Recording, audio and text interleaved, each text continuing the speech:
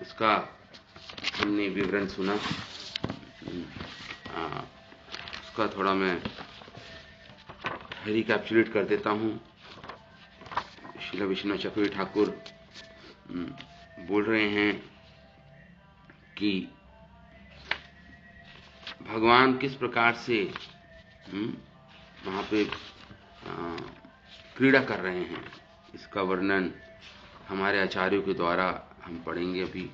श्री विश्वनाथ चक्रवर्ती ठाकुर कहते हैं, ओ कृष्ण, हरे कृष्ण हरे कृष्ण। पर्जन्यों तो प्रहलाद और भगवान, यहाँ पे वर्णन आता है प्रातः काल हो जाने पर। हाँ, तो ग्रीष्म ऋतु के बाद तो वहाँ पे राम आदय कृष्ण गोपः प्रवाल बरह स्तबकः स्त्रक धातु कृत भूषणा ननतुहु ययुधु जगुहु। भगवान कृष्ण और भगवान राम, बलराम जी गोपों के साथ जब वन में प्रवेश किया उन्होंने गौओं के साथ, तो वहाँ पे भगवान को उन्होंने वनों के सामग्रियों से सजाया, फूलों से सजाया, नव पल्लव नई नई पत्तियों से, और मुख पर, शीश पर भगवान के मोर पंख लगाया और फूलों के गुच्छे से भगवान के केशों को बांधा और अनेक अनेक प्रकार की रंगीन धातुएं थी जो वहाँ पे, उनसे भगवान के मुख को सजाया, मानो उनको वो भगवान के आभूषण हों। और भगवान और फिर नाचने लगे सब, ननतुहु ययुतुहु, और कभी कभी युद्ध, एक दूसरे से कुश्ती लड़ते थे सब। जगहु, कोई गाने लगे। अतः कृष्णस्य नृत्यतः केचित् जघु केचित् वेणु श्रृंगे आवादयन पाणी तले अपरे प्रशंसिषु। कोई कृष्ण, अब कृष्ण कभी कभी नाचते थे, कुछ ग्वाले, जब कृष्ण नाचते थे तो कुछ ग्वाले जगुहु गाने लगते थे। केचित वेणु, कोई वेणु बजाते थे, कभी कभी श्रृंग बजाते थे, कभी और कोई दूसरा वाद्य यंत्र बजाते थे, और कभी कभी हाथ से ताली ठोकते थे करताल की तरह, और कभी वाह वाह करके प्रशंसा करते थे जब कृष्ण नाचते थे, गाते थे। नृपा नटा इव नटम, जिस प्रकार हे परीक्षित, जिस प्रकार एक नर्तक दूसरे नर्तक की प्रशंसा करता है, उसी प्रकार ग्वाल वाले भगवान की प्रशंसा कर रहे थे। और उनमें केवल ग्वाल वाली नहीं, जो भगवान कृष्ण लोक में जो देवता लोग रहते हैं, वह भी गोप वेश धारण करके भगवान के इस टोली में मिल जाते थे और भगवान की पूजा करते थे। छिपे हुए थे वो, भगवान कृष्ण राम की पूजा करते थे, स्तुति करते थे। काकपक्षाधरो ब्राह्मणे लंघने शेप्य स्फुटम। अब भगवान और ग्वाल सखा और कृष्ण बलराम खेल रहे हैं, क्रीड़ा कर रहे हैं। काक पक्ष, जो अपनी जो घुंघराली भगवान की जो अलके हैं उनको बांधते थे, और उसमें 3 जोड़े बना देते थे भगवान का भी। काक पक्ष, यह भगवान की जो लटकती हुई मुख के ऊपर जो अलकावली है, लटकते बाल, उसको भगवान, इसको काक पक्ष बोलते हैं, घुंघराली अलके जो अलकों को बांधते थे। और ब्राह्मणे, कभी जोर से चक्कर काटते थे ताकि जब तक घुमराई ना आ जाए। लंघने, कभी कभी कूदते थे। शेपे, कभी कभी ढकेलते फेंकते थे। अस्फोटन, कभी ताल ठोकते थे। विकर्षणे, कभी रस्सी कसी करते थे। विकर्षणे क्वचित नियुद्धेना, कुश्ती लड़ते थे। इस प्रकार अनेक खेल खेलते थे सारे ग्वाल सखा। केचित अन्येषु नृत्यसु स्वयं गायको वादको, कभी दूसरे ग्वाल बाल नाचते थे तो स्वयं कृष्ण और बलराम गाते थे और बांसुरी आदि बजाते थे, वादी के। जब महाराज साधु संगति कभी कभी कभी राजा की तरह बन जाते थे, और जो जो गोवर्धन में जो एक जगह है जहाँ पे बहुत छोटी सी जगह है, वहाँ पे जब सारी ग्वालनें आती थी माखन और दूध बेचने, वहाँ पे खड़े होके कहते थे हम राजा हैं यहाँ के, हमें कर दो। इसे धान घाटी लीला बोलते हैं, दान घाटी में ये लीला हुई थी। संकरणी एक बहुत छोटी सी जगह है जहाँ पे गुजरना पड़ता था, वहाँ पे खड़े जाते थे इस प्रकार। क्वचित बिल्लवे क्वचित कुंभे, कभी जायफल कभी बेल के फल इनके साथ खेलते थे, कभी आमलों का फल हाथ से फेंकते थे। नेत्र बंध आद्य, कभी कभी कोई पीछे से नेत्र बंद कर देता था और पता लगाना होता था कि वो किसने नेत्र बंद किए हैं। नाम अगर ठीक हो जाता था तो उसकी जय हो जाती थी, नहीं तो पराजय होती थी उसकी। इस प्रकार खेलते थे। क्वचित मृग खगहा, और कभी कभी पशुओं और पक्षियों की आवाज निकालते थे, उनकी नकल करते थे। इस प्रकार अनेक प्रकार की क्रीड़ा कर रहे हैं। क्वचित चतुर्दूर प्लावे, कभी कभी मेंढकों की तरह उछलते थे, कूदते थे। विविधे उपहासके, कभी कभी अनेक हास प्रयास करते थे, मजाक उड़ाते थे। कदाचित स्पुंडलिक्या करहिचित, और कभी कभी क्या करते थे, झूले डालते थे पेड़ के वृक्षों के टहनियों पे, वृक्षों की टहनियों पर, और झूलते थे। करहिचित नृपचेष्टया, कभी कभी राजा की तरह नकल करते थे। एवं तौ वने नदी, और इस प्रकार वनों में, नदियों के पास, पर्वतों के पास, घाटी के पास, कुंज, अनेक कुंजों में, वनों में, सरोवरों में वो क्रीड़ा करते थे जो लोक में सिद्ध थी। सिद्ध भी चेरतु, वो क्रीड़ा जो सभी लोगों में सिद्ध थी। इस प्रकार भगवान का आचरण, भगवान की क्रीड़ाएं, भगवान आनंद प्राप्त कर रहे हैं और अपने ग्वाल सखाओं को आनंद दे रहे हैं भगवान। इस प्रकार तो एक दिन उसी समय जब भगवान खेल रहे थे तो एक असुर जिसका नाम था प्रलंबासुर, वो एक गोप वेश में आया। उस दिन वो गोप किसी कारणवश अपने घर रह गया था, वो आ नहीं पाया भगवान के साथ इस दिन। तो उसी गोप का वेश धारण किया इस प्रलंबासुर ने। अब ये वहां पे आया। राम कृष्णयो गोपे तत्वने पशुचार्यतो गोप रूपी प्रलंबा, गोप का रूप धारण किया था इस प्रलंबासुर ने। असुर तत्जीहर्षः आगत, ये असुर आ गया वहां पे गोप के वेश में, गोप सखा के वेश में आया। और क्या करना चाहता था? ये हरण करना चाहता था भगवान का, उनके ग्वाल, और विशेषकर बलराम जी का ये हरण करना चाहता था। जिहर्षयः भगवान सर्वदर्शन, लेकिन सुखदेव गोस्वामी वो वर्णन करते हैं, भगवान कृष्ण जो सर्वज्ञ हैं, जो सब कुछ जानते हैं, दाशारहा है भगवान, दाशरहा वंश में भगवान चंद्रकुल में आए हैं भगवान। तम अपि विद्वान, जान गए ये असुर है, ये प्रलंबासुर, ये वो गोप वेश में आया है।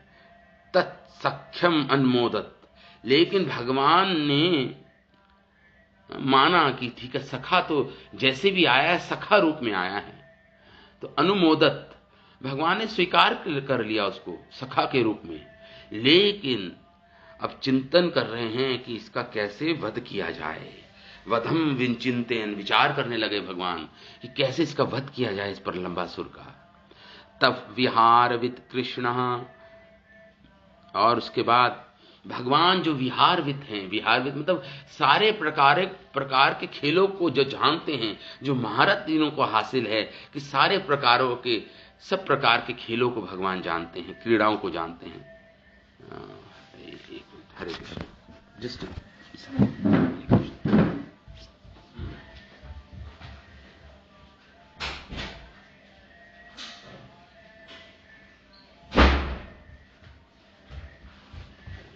हरे कृष्ण। तो इस प्रकार तत्र हरे कृष्णा। हाँ चल रही है। तत्र विहारविद कृष्णा गोपालान उपहाउ प्राहा। भगवान ने सारे गोपालों को बुलाया। उपाहु, सब आइए इधर, इकट्ठे हो जाइए। प्राहा, भगवान बोले, ग्वाल बालो गोपाहा यथा यथम द्वंदी भूया विहरश्याम। विहरिश्याम मतलब हम आनंद के साथ खेलेंगे, सब इकट्ठे हो जाओ और 2 गुट बना लो, 2 ग्रुप्स बना लो। हाँ, इस प्रकार बोले उचित रीति से। द्वंदी भूया, द्वंदी मतलब 2 ग्रुप्स बनाओ आप सब। इस प्रकार भगवान 2 दलों में बांट लो अपने आप को। तत्र गोपा राम जनार्दनो। और कुछ गोप और दोनों के जो नेता, जो लीडर हैं, वो एक ग्रुप के भगवान कृष्ण बन गए, दूसरे ग्रुप के बलराम जी बन गए। और कुछ सखा तो बलराम जी के ग्रुप में चले गए, कुछ सखा भगवान कृष्ण के ग्रुप में चले गए। भगवान नायक बन गए दोनों, और कृष्ण बलराम नायक बन गए दोनों ग्रुप के। चक्रुः केचित् कृष्ण संघिठा अपरेचः रामस आसनः। तो कुछ बन गए, लेकिन जो ये प्रलंबासुर था, ये बलराम जी के ग्रुप में गया। ये कृष्ण के ग्रुप में गया। क्यों? क्योंकि ये कृष्ण, भगवान कृष्ण के गुट में गया ये। क्यों? क्योंकि जानता था, ये कृष्ण से बचना चाहता था, क्योंकि इसने सुना था कि कृष्ण ने सबका वध किया है। अब इस विचार से आया है कि बलराम जी का मैं अपहरण करूं तो बलराम जी का वध करना मतलब कृष्ण का वध हो जाना। तो इसलिए ये सोच के आया था कि बलराम जी का वध करूंगा मैं। तत्र गोपा राम जनार्दन परिवड़ो, नायक बन गए भगवान। और इस प्रकार कृष्ण संघीटन, जो कृष्ण का जो संघ था, जो गुट था, उसका साथी कुछ बन गए, कुछ भगवान बलराम के साथी बन गए। वाह्यावाहक लक्षणा विविधा। और कौन सा खेल खेल रहे हैं? खेल ये है कि जो हारेगा वो दूसरे जो पराजित सखा है, वो क्या करेगा? जो विजयी सखा को वाहन करेगा, अपनी पीठ पर लादेगा, उसको कहां तक ले जाएगा? एक बहुत बड़ा वट वृक्ष था, भांडीर, वट वृक्ष को बोलते भांडीर। ये मेरा अनुमान है, ये भांडीर वन में ही यही हुई होगी ये लीला। बहुत बड़ा वट वृक्ष था वहां पर। और सनातन गोस्वामी तो वर्णन करते हैं कितना बड़ा वट वृक्ष था, इतने बड़े, वो विशाल काय उसका शरीर था उस वट वृक्ष का। अनेक अनेक रंग बिरंगे पक्षी वहां पे उस वट वृक्ष पे रहते थे, और मानो इंद्र धनुष प्रकट हो जाता था उस वट वृक्ष में। ऐसा वर्णन सनातन गोस्वामी ने किया, अब हरिवंश पुराण से कोट किया। तो भाई ये वाहक लक्षणा विविधा क्रीड़ा आचेरु। और पराजित व्यक्ति सखा वाहन करता था अपने पीठ पर जो जीते हुए सखा को। तो इस प्रकार अनेक प्रकार से क्रीड़ा आज खेले। यत्र जेतार, जो जीत गया विजयी दल, आरोहंती, वो आरोहण अपने पीठ पर चढ़ते थे उसके पीठ पर। और पराजिता, उन्हें पीठ पर वहंती, उनको ढोता था जो पराजित हो जाता था। कृष्णा पुरोगमा वहंता वहीयमाना च गोधनम चारयंता भांडीरकम नामवटम जगमुहु। और इस प्रकार भगवान कृष्ण और अनेक पुरोगममद अनेक बाल सखा जन इस प्रकार चढ़ाते एक दूसरे पर अच्छा गोधनम, और साथ साथ गऊओं को भी चरा रहे थे, खेल भी रहे थे। गौधनम चार्यंतः भांडीरकम नाम वटम जगमुह, और कहाँ तक ले जाना होता था, कहाँ तक वाहन करना होता था। एक वट वृक्ष था भांडी, थोड़े ही समीप दूर, वहां पर जाकर उतारना पड़ता था। तो इस प्रकार का खेल था ये जगमुह। वट था वहां पे, वट का वृक्ष भांडीर। नृपाय रही रामा संघिटन श्रीदाम वृषभः आदयो क्रीड़याम जयन्हि तान तान कृष्ण आदये। कहते हैं सुखदेव गोस्वामी परीक्षित महाराज को, हे नृप, हे परीक्षित, यरही एक बार बलराम जी के संगठन साथी कौन, श्रीदाम, उन्होंने किसको, तो भगवान कृष्ण का जो संगठन था, जो ग्रुप था, वो हार गया। बलराम जी का गुट विजयी हुआ, भगवान कृष्ण का हार गया। तो अब भगवान कृष्ण के ग्रुप को वाहन करना पड़ेगा, ढोना होगा अपनी पीठ पर। तो श्रीदाम को ढोया किसने, भगवान कृष्ण ने। भगवान कृष्ण ने श्रीदाम सखा को ढोया अपनी पीठ पर। और क्या कह रहे हैं, श्रीराम वृषभ आदयो, गोधनव, तो और कह रहे हैं श्रीदाम, और श्रीदाम को भगवान ने ढोया, और वृषभ जो सब ये आदये क्रीड़ायाम जयन ही, विजय हुए बलराम जी का ग्रुप, जिसमें श्रीदाम थे, वृषभ थे, और श्री कृष्ण के ग्रुप ने उनको ढोया। पराजिता भगवान कृष्ण पराजित हो गए। श्रीदामान उवाहा, और श्रीदाम जी को अपने पीठ पर, सखा को अपनी पीठ पर भगवान ने ढोया। भद्रसेन तु वृषभम, और भद्रसेन ने किसको ढोया, वृषभ, इस सखाओं के नाम हैं। भद्रसेन को ढोया किसने, वृषभ सखा ने ढोया। और रोहिणी सुता प्रलंब रोहिणी सुता बलराम जी ने किसको ढोया, बलराम जी को किसने ढोया, जो कृष्ण के ग्रुप में था, प्रलंबासुर ने ढोया। तो प्रलंबासुर ने बलराम जी को अपने पीठ पर ढोया। इस प्रकार ये विश्वनाथ चक्रवर्ती ठाकुर इस पे लिखते हैं इन श्लोकों पर कि जब रामकृष्ण गायों को चरा रहे थे, उसी समय कोई गोप किसी कार्य से घर में रह गया था, परंतु उसका रूप धारण कर उन दोनों रामकृष्ण को चुराने के लिए प्रलंबासुर वहां आ गया था। उसके पास उसके वध की चिंता करते भगवान ने ये निश्चय किया कि मैं इसी असुर को किसी प्रकार खेल में वध कर दूंगा, मार दूंगा। गोपों ने श्री बलराम और कृष्ण को अपना नायक बनाया। इनमें कुछ गोपा कृष्ण के युद्ध में सम्मिलित हो गए, कुछ बलराम जी के युद्ध में स्थित हो गए। श्री कृष्ण सवार और घोड़े के अर्थ को स्पष्ट करते हुए समझाते हैं कि इस खेल में जीतने वाला सवार और हारने वाला घोड़ा बनेगा। ये स्पर्श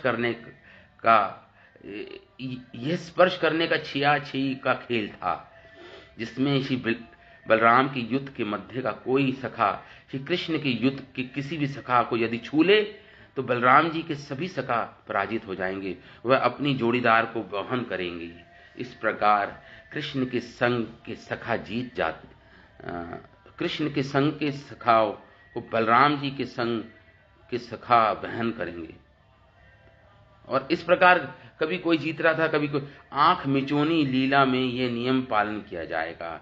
ये सखा भांडीर वन के पास ये हुई लीला। यहाँ वट सवारों को कंधे से उतारने का स्थान बनाया गया, जो वो वट वृक्ष के पास, इससे ज्ञात होता है। तो इस प्रकार आगे बोल रहे हैं सुखदेव गोस्वामी कृष्णम् अविश्वाः मन्यमानः दानवा पुंगवः दुरुत्तरं वहन् अवरुणहत परम प्रगात्। कृष्ण अविशहाम, तो कृष्ण भगवान का अविशहा, भगवान कृष्ण का पराजित होना असंभव है, लेकिन भगवान मन्यमानः दानव पुंगवः, लेकिन भगवान बड़ी शीघ्रता से वो जो तो कृष्ण प्रलंबासुर जानता था कि कृष्ण को हराना तो बड़ा ही असंभवी कार्य है, क्योंकि भगवान कृष्ण ने ही अधिकतर असुरों का वध किया था। तो मन ने माना, ऐसा मानकर वो दानव जो था ना प्रलंबासुर, वो है दुतरम, बड़ी शीघ्रता से उसने वहन किया, किसको? बलराम जी को वहन किया अपनी पीठ पर। वहना अवरोहणत, वो जो भागा भगवान बलराम जी को लेकर अपनी पीठ पर ढोकर, तो अवरोहणत, उतारने के स्थान पे नहीं उतारा उसने बलराम जी को, वो वट वृक्ष के पास, भांडीर वृक्ष के पास नहीं उतारा उसने, वो आगे ले गया, परम प्रगात, आगे ले गया उसके, रुक नहीं रहा था वो प्रलंबासुर। रुचिरा छंद धरणी धरेन्द्र गौरवं तम उद्वहन महाअसूर विगतरा निजम वपुस अस्थितः। तो इस प्रकार अब जब वो आगे ले गया, रुचिर छंद,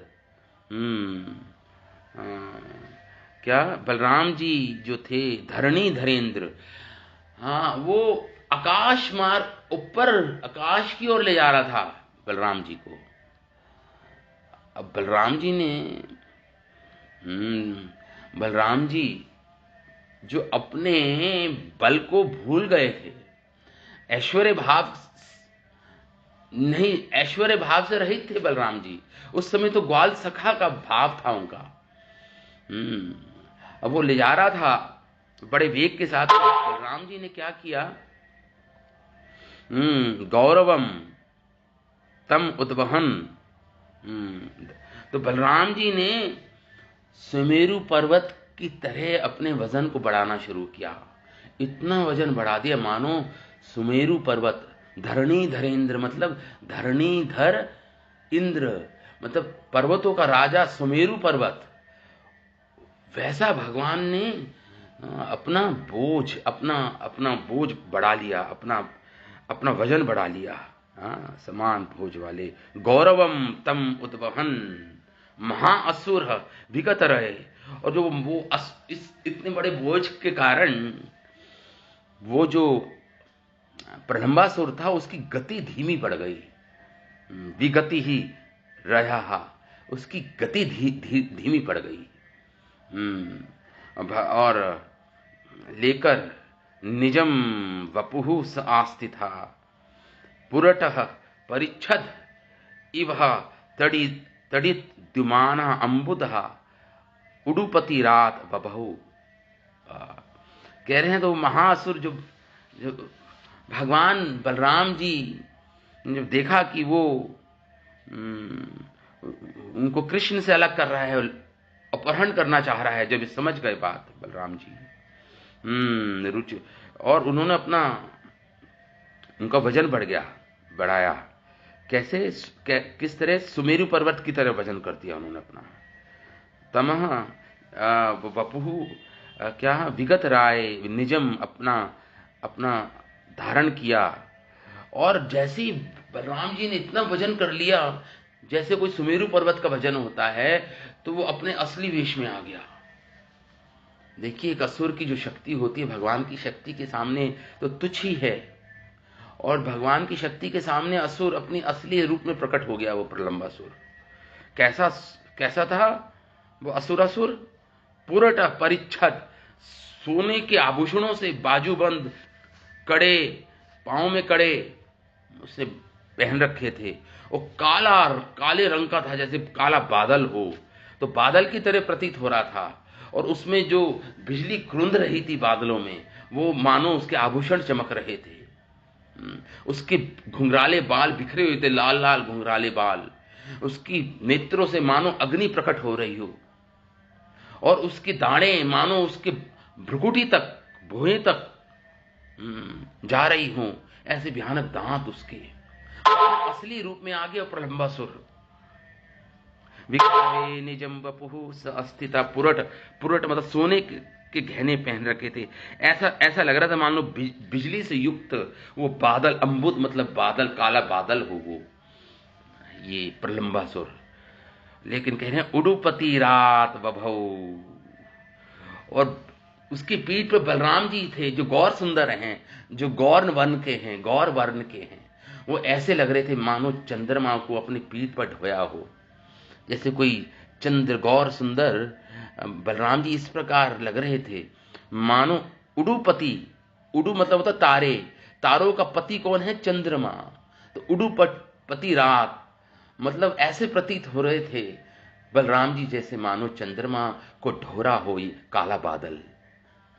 एक बिजली युक्त काला बादल जिसमें बिजली कुरंद रही हो, वो चंद्रमा को समेटे हुए है, इस प्रकार प्रतीत हो रहा था ये दृश्य। उडुपति रात, चंद्रमा को धारण किए, बभौ, बड़ा सुशोभित लग रहा था ये दृश्य। सुखदेव गोस्वामी वर्णन कर रहे हैं, बड़ा सुशोभित हो रहा था वो दृश्य। प्रदीप्त द्रक दृष्टकम भ्रुकुटी तट। प्रदीप्त द्रक, उसकी जो चक्षु थे, जो उसकी नेत्र थे, वो प्रदीप्त थे, मतलब मानो अग्नि निकल रही हो उन नेत्रों से, इतने लाल दृष्टकम, उसकी दाढ़ें भ्रुकुटी तट, भ्रुकुटी के किनारों तक आ रही थी उसकी दाढ़ें ना। उग्र शिखम, उसकी जो उग्र शिखम मतलब उसके बाल बिखरे हुए थे, लाल बाल थे। ज्वला था कटकहा, और उस जलती हुई आंख जैसे उसके लाल बाल थे। कटक किरीट कुंडलिस्त्वः, और हाथ और पैरों में उसने किरीट मतलब सिर, और सिर पर मुकुट, कानों में कुंडल, उसकी कांति अद्भुतम। वो बहुत प्रलंबासुर अद्भुत लग रहा था बिल्कुल। तत्वपु, भयानक उसकी वपु थी। तत्वपु, भयानक दैत्य था वो। अलम अंबरे चरत, बड़े वेग के साथ अंबर की ओर, आकाश की ओर जा रहा था बड़े वेग के साथ। लेकिन गति धीमी पड़ गई क्योंकि अपना वजन बढ़ा लिया था, अपना बोझ बढ़ा लिया था बलराम जी ने। निरीक्षया हलधर इक्षत अत्रसत, जब देखा बलराम जी समझ गए सारी बात। बलराम जी और हलधर इक्षत, बलराम जी ने देखा कि ये तो मेरा अपहरण कर रहा है, समझा? तो अत्रसत, बलराम जी घबरा गए। बलराम जी घबरा गए। इसमें हम सनातन गोस्वामी लिखते हैं कि बलराम जी घबरा क्यों गए, इस पे लिख रहे हैं बहुत सुंदर। सनातन गोस्वामी लिखते हैं कि बलराम जी इसलिए घबरा गए, ये दिखाने के लिए, अभी तो भगवान बलराम जी ग्वाल भाव में है ना, ग्वाल सखा है, ग्वाल रूप में हैं। बलदेव तथाकथित भय, बलराम एक सामान्य ग्वाल बाल के रूप में क्रीड़ा कर रहे थे, पहला कारण बलराम जी घबरा गए। अतएव लीला के भाव को बनाए रखने के लिए असुर के भयानक शरीर से कुछ कुछ विचलित से प्रतीत हुए बलराम जी। दूसरा ये कारण था कि असुर, वह जो प्रलंबासुर आया था, भगवान कृष्ण ने उसको अपना सखा मान लिया था, मतलब सखा के रूप में प्रकट हुआ तो भगवान ने उसको मित्र मान लिया था। अतः बलदेव उसको मारने, उस असुर को मारने में हिचकिचा रहे थे बलदेव जी। ये दूसरा कारण था। और तीसरा ये कि बलराम जी का चिंता का एक और कारण ये था, ये भय होने का, कि वास्तव में ग्वाल बाल के रूप में आया था। तो बलराम जी ने सोचा भगवान कृष्ण के पास भी कोई ऐसा ग्वाल बाल होगा जो उनका हित करने, उस समय उनका हित करने के लिए आया होगा। भगवान कृष्ण पर भी हो सकता है आक्रमण हो रहा हो इस समय। इस प्रकार इस बात को सोच के भी बलराम जी भयभीत थे। इस प्रकार भगवान बलराम जो सर्वज्ञ हैं, जो सर्वशक्तिमान हैं, दाऊ भैया ये भयावने प्रलंबासुर के समक्ष कुछ कुछ भय प्रकट किया, शिथिल होने की लीला प्रकट की। इस प्रकार सनातन गोस्वामी लिखते हैं, अथा आगता स्मृति अभया रिपुं बलः विहा, अथा आगता स्मृतिर अभयो रिपुं बलो विहाय सार्धवम् इव हरन्तम् आत्मनः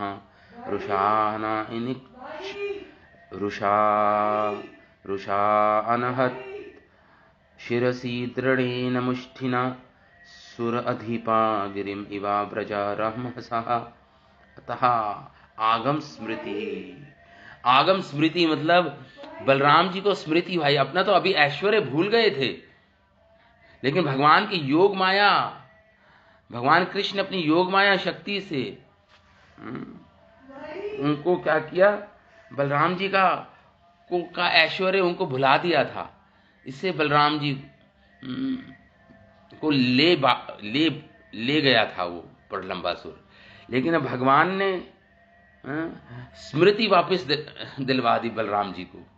अब सब स्मृति आ गई बलराम जी को, अपने ऐश्वर्य बल की स्मृति में आ गई। ये भगवान की योग माया शक्ति से हो रहा था। तो अथा आगम स्मृति, स्मृति आ गई बलराम जी को पुनः। अब तो वो अभय हो गए, निर्भय हो गए बलराम जी।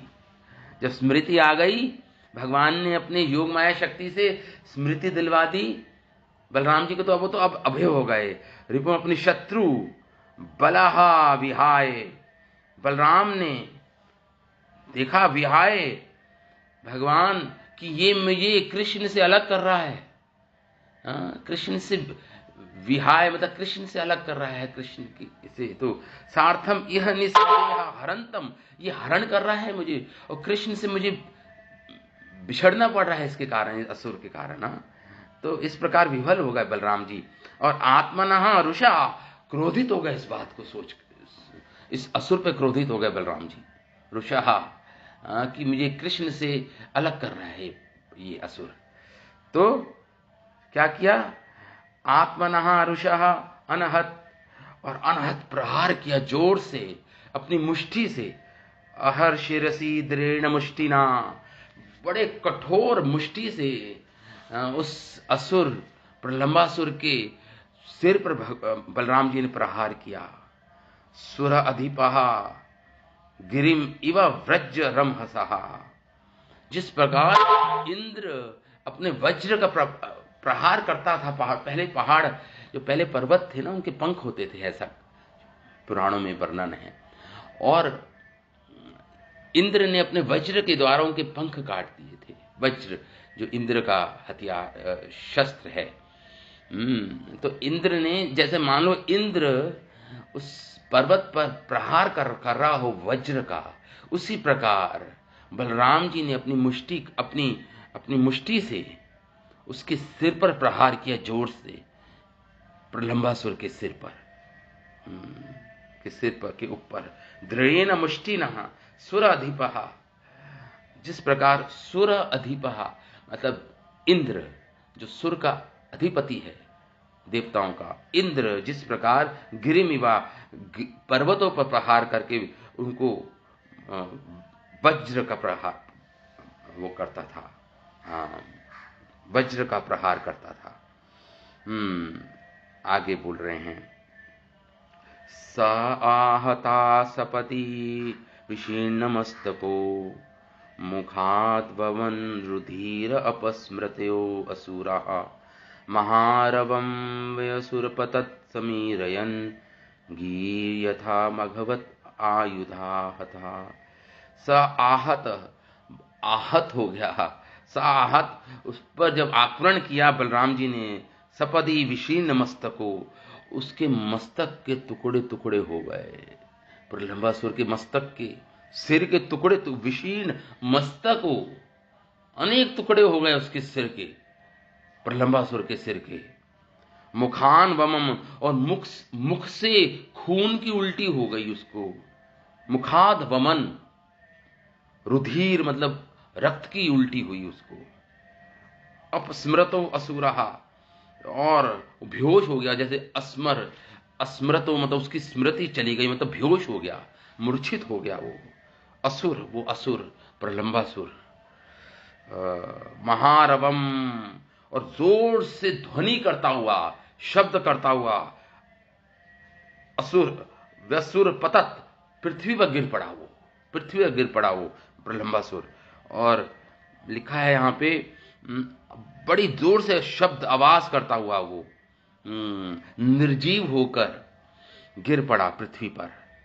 गिरी यथा मघवत आयुध आहट, मानो इंद्र के द्वारा कोई जैसे पर्वत गिर जाता था, जब इंद्र अपने वज्र से उसके पंख को काट देते थे तो वो धड़ाम से वो पर्वत गिरता था। इसी प्रकार ये प्रलंबासुर भी बड़ी शब्द ध्वनि के साथ, शब्द के साथ नीचे पृथ्वी पर गिर पड़ा, बड़े भीषण धमाके के साथ। इस प्रकार वर्णन कर रहे हैं शुक्देव गोस्वामी है। दृष्टा प्रलंबम निहतम बलेन बलशालिना, गोपासु विस्मिता आसन साधु साध्विति वादिनः। जब इस प्रकार दृष्टा देखा बाल सखाओं ने, भगवान ने, प्रलंबम निहतम, कि किस प्रकार बलराम जी ने प्रलंबासुर को निहत वध कर दिया, उद्धार कर दिया। बलेन बलशालिना, अपने बल से, बलशालिना बलराम जी ने, अत्यंत बलशाली बलराम जी ने। तो गोपहा सुविस्मिता, सारे ग्वाल सखा बड़े आश्चर्यचकित हो गए, सुविस्मित हो गए। गोपा सुविस्मिता आसन साधु साध्विति वादिना, साधु साधु कह रहे, साधु साधु, बड़ा अच्छा हुआ, बड़ा अच्छा हुआ, साधु साधु। पहले ताली नहीं बजाते थे, पहले साधु साधु करके पुकारते थे, साधु साधु, बड़ा अच्छा हुआ, बड़ा अच्छा हुआ। गोपा बड़े आश्चर्य के साथ, सुविस्मिता साधु साधु इति वादिना, बोलने लगे साधु साधु साधु। इस प्रकार अति उत्तम, अति उत्तम, अति उत्तम। आशीषः अभिगृणन्तः तम प्रशंसुः तत्अर्हम्। अब सब आशीर्वाद देने लगे सारे ग्वाल सखा बलराम जी को, और आशीर्वाद दे रहे हैं, आशीष दे रहे हैं। तम प्रशंसु, प्रशंसा कर रहे हैं बलराम जी के बल की, बलराम जी के दिव्य गुणों की। तरहरणम, जो प्रशंसा करने योग्य हैं उनकी प्रशंसा कर रहे हैं, मतलब बलराम जी की प्रशंसा कर रहे हैं, वो वास्तविक प्रशंसा करने योग्य हैं, इसलिए उनकी प्रशंसा कर रहे हैं सारे ग्वाल सखा। और प्रेत्य आगतम इवह, वो तो मानो मरकर पुनः जीवित होके आए हैं बलराम जी। इस प्रकार बलराम जी के साथ इतने प्रसन्न है कि मानो मृत्यु के मुंह में चले गए थे, बलराम जी मर गए थे। प्रेत्य आगतम, लेकिन पुनः वापस आ गए हैं, मानो कोई मरा हुआ व्यक्ति पुनः वापस आ जाए तो कितनी प्रसन्नता होगी। तो इसी प्रकार सारे ग्वाल सखा इस प्रकार इवह आलिंग्य प्रेम विभल, इस प्रकार प्रेम में विभल थे, आलिंगन कर रहे थे बलराम जी का, जैसे मानो कोई मरा हुआ व्यक्ति पुनः जीवित होकर वापस आ जाए। इस प्रकार सारे ग्वाल सखा भगवान बलराम की प्रशंसा कर रहे थे, उनका आलिंगन कर रहे थे, और बड़े ही प्रेम में विभल थे सब सारे सखा। तो आगे लिखते हैं, पापे प्रलंबे निहत देव परम निव्रतः, अभयम वर्षम बलम मालय शंससु साधु साध्विति। वो पापी प्रलंब, निहते देवा, सारे देवता जो स्वर्ग के देवता, देखा कि पापी प्रलंब मारा गया बलराम जी के द्वारा। परम निव्रता, बड़े ही प्रसन्न हुए सारे देवता। और अभिवर्षण बलम माल्य, फूलों की माला की वर्षा की उन्होंने वहां पर। अभिवर्षण बलम, विशेषतः बलराम जी पर फूलों की माला की वर्षा की देवताओं ने। और शशंसु साधु साधु, वो भी अति उत्तम, साधु साधु साधु करके इस प्रकार से स्तुतियां की बलराम जी की। शमससु, प्रशंसा की बलराम जी की, स्तुतियां की बलराम जी की देवताओं ने फूलों की माला के वर्षा के साथ आलाप करते हुए। अति उत्तम अति उत्तम अति उत्तम। इस प्रकार प्रलंबासुर का वध हो गया। इस 18वें अध्याय में प्रलंबासुर, ये प्रलंबासुर हमारे आचार्य श्रील भक्तिविनोद ठाकुर लिखते हैं, ये प्रलंबासुर और कोई नहीं, ये प्रतीक है निराकारवाद का। भगवान का कोई आकार नहीं है, ये प्रतीक है उसका, ये प्रलंबासुर। और इसका किसने वध किया? बलराम जी ने वध किया, जो प्रतीक हैं, आदि गुरु हैं, जो सबके, जो गुरु श्रेणी में आते हैं बलराम जी, वो सारे गुरुओं के मूल गुरु हैं बलराम जी, आदि गुरु बोलते हैं उनको। गुरु जिस प्रकार निर्विशेष बात का अंत करता है साधकों अपने शिष्यों के हृदय में। निर्विशेषवाद मतलब भगवान निराकार हैं, अनिर्वचनीय हैं, भगवान का कोई शरीर नहीं है, भगवान का कोई विशेषण, कोई, भगवान निर्विशेषवादी हैं। निर्विशेष मतलब होता है निराकार निर्गुण। भगवान इस प्रकार कोई सोचता है। कहीं साधक, कहीं ऐसे मतालंबी हैं जो भगवान को निराकार निर्विशेष मानते हैं। उस असुर, वो असुर है। भगवान का इतना सुंदर दिव्य रूप है, भगवान के इतने सुंदर गुण हैं, भगवान लीलाएं करते हैं, नाम है भगवान का, गुण हैं, लीलाएं हैं, भगवान के पार्षद सखागण हैं, अनेक और पार्षद जन हैं, उनको नहीं मानते कोई मतालंबी। भगवान को निराकार कहते, कोई निराकार निर्विशेष ज्योति स्वरूप कोई भगवान है, ब्रह्मन, जिसे ब्रह्म बोलते हैं। और इस जगत को मिथ्या कहते हैं, जगत मिथ्या है, ब्रह्म सत्य जगत मिथ्या, इस प्रकार उनका मत है। वो उस असुर को ये गुरु रूपी बलराम जी, गुरु रूपी बलराम जी अपने शिष्यों के हृदय से उस प्रलंबासुर रूपी असुर का नाश करते हैं, दर्शाते हैं कि भगवान कितने सुंदर हैं, भगवान का कितना सुंदर रूप है। इस प्रकार ये प्रतीक, ये प्रलंबासुर की कथा हमारी 18वें अध्याय की पूर्ण हुई। हमारे आचार्य इन श्लोकों पर क्या लिखते हैं जो हमने पढ़े? इसमें लिखते हैं शिला कि कृष्ण की दृष्टि को बचाने के लिए यहाँ प्रलंबासुर को श्री बलराम जी को उतारना चाहिए था, पर उसने ना उतार कर बहुत से दूर ले गया। वो भगवान कृष्ण से दूर जाना चाहता था प्रलंबासुर, भगवान कृष्ण की दृष्टि से दूर ले जाना चाहता था, फिर वध करना चाहता था बलराम जी का, क्योंकि भगवान कृष्ण से घबराता था ये प्रलंबासुर, उनके बल को जानता था। श्री बलदेव का भार शेषनाग अथवा सुमेरु पर्वत जैसा था, उन्हें वह असुर उठाए हुए था। अब वह अपने महाअसुर शरीर में स्थित हो गया। उसने स्वर अलंकार धारण किए थे जो ऐसे लग रहे थे मानो बिजली की चमक हो। इससे अलंकारों की समानता दिखाई गई। वह स्वयं चंद्रमा से युक्त मेघ जैसा लग रहा था। श्री बलराम जी के लिए चंद्रमा की उपमा दी गई है, जो उडुपति को वहन करके उसे उडुपति वाट कहा जाएगा। इस प्रकार प्रलंबासुर आकाश में अति तेज से जा रहा, वेग से जा रहा था।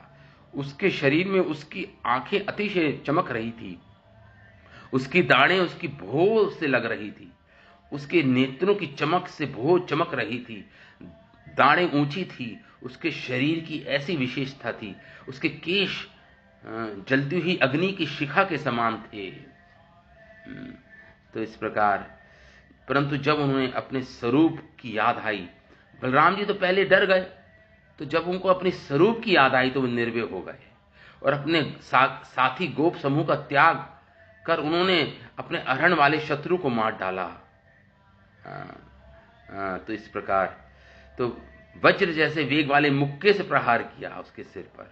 प्रलंबासुर चोट खाकर अपनी स्मृति गवा बैठा, वह बहुत जोर से आवाज करते हुए मरकर गिरा।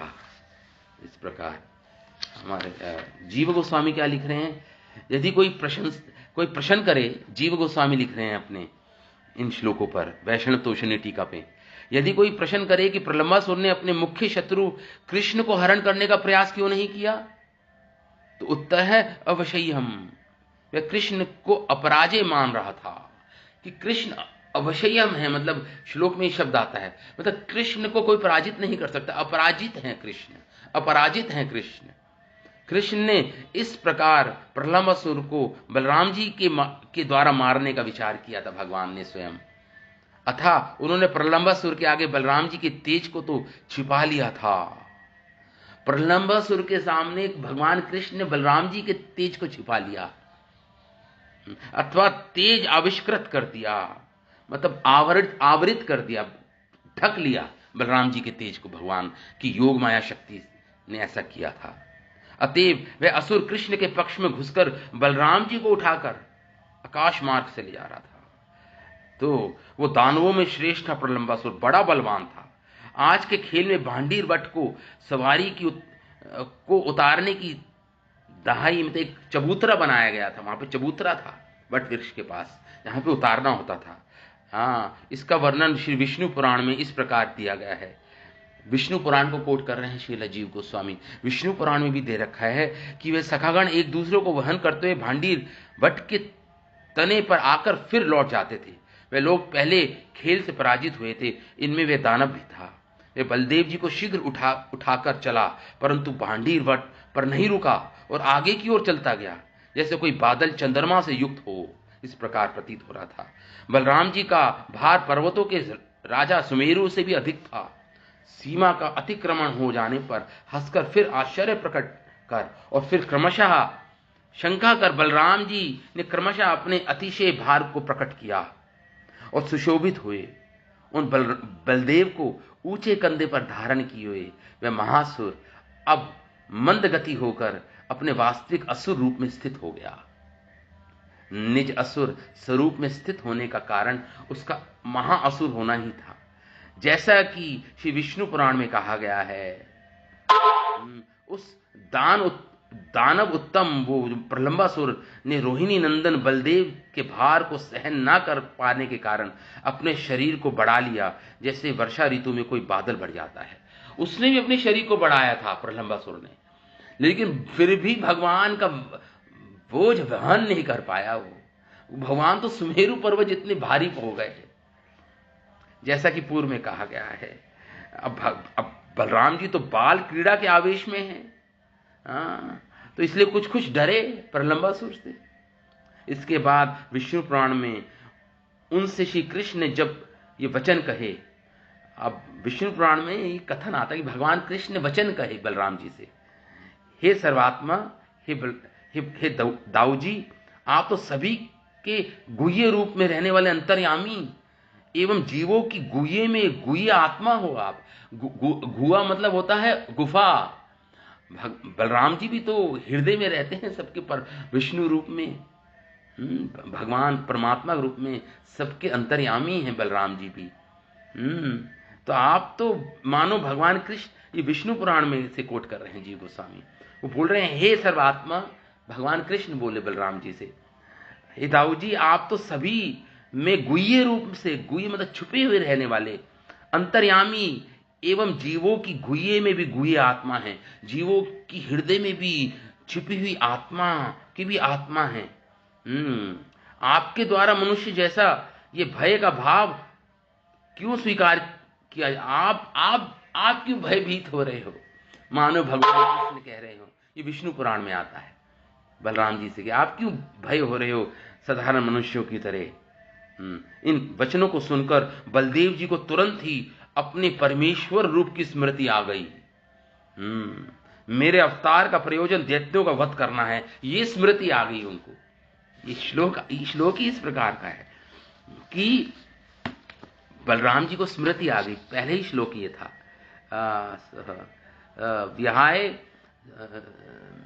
बलराम जी को आगत स्मृति ही अभय रिपुम श्लोक में आता है, उनकी स्मृति वापस आ गई कि अरे मेरा अवतार, वो जो विस्मृति हो गई थी भगवान की योग माया शक्ति से, अब योग माया शक्ति से पुनः स्मृति भी आ गई बलराम जी को, और वो इस प्रकार स्पष्ट, तो इस प्रकार स्मृति आ गई, मेरे अवतार का प्रयोजन दैत्यों का वध करने का भी है। अथा बलराम ने एक मुक्के से शत्रु को मार दिया। किसने, किससे, किसकी तरह मारा? उत्तर है, जैसे इंद्र वज्र के वेग से पर्वतों को नष्ट कर दिया था। इंद्र ने प्रहार खाकर प्रलंबासुर सुदबुद्ध खो बैठा, अर्थात नामक रोग से मानो व्याकुल, मतलब अपस्मार, मतलब जो स्मृति खो जाती है उसको बोलते हैं अपस्मार, रोग होता है ये। तो मान लो स्मृति खोल गया हो, बेहोश मूर्छित अवस्था में, और फिर निर्जीव होके गिर पड़ा पृथ्वी पर। बलदेव जी बलशाली थे, क्योंकि उस समय उनका बल विशेष प्रकट हो चुका था, जैसा कि हरिवंश पुराण में वर्णित है। देवताओं द्वारा अजय प्रलंबासुर दैत्य मारा गया। उसी समय पृथ्वी पर बलदेव के बल को मनुष्यों ने जाना। जब उसी सभी गोप प्रलंबासुर के छल पूर्वक गोप वेश आदि धारण करने को देखकर विस्मित थे। गोप सारे विस्मित थे। प्रलंबासुर ने कृष्ण को अपराजय माना, अतः श्री बलराम को हरण करने की इच्छा से वह कृष्ण के साथ कृष्ण की युद्ध वाला बन गया।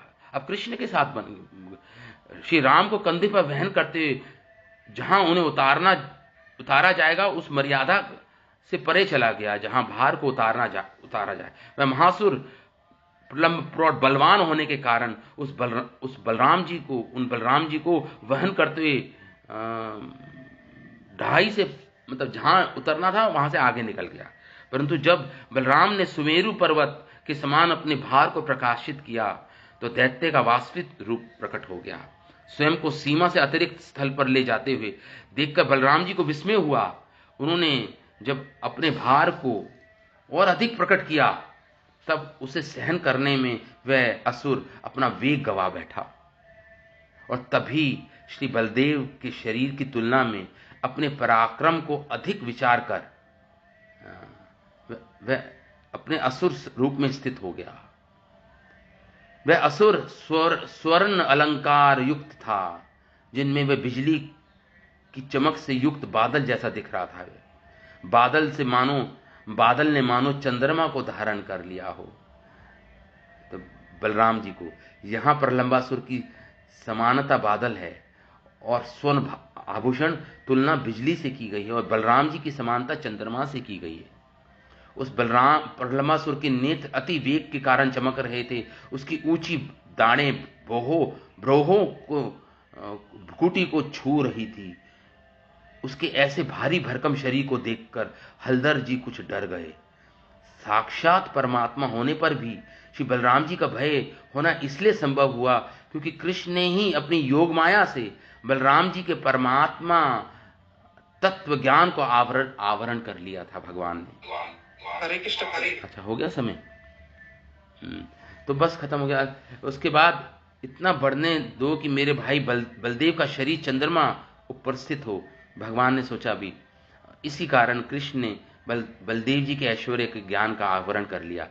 श्री बलदेव जी उस असुर के प्रभु के प्रकट होने के आरंभ से ही ये जान गए कि ये कोई गोप नहीं है किंतु असुर ही है। श्री कृष्ण तो अपने अभिष्ट को प्राप्त कर चुके थे, क्योंकि श्री बलदेव जी बहुत ऊंचे हो गए थे, ऊंचे आकाश में ले गया था ना।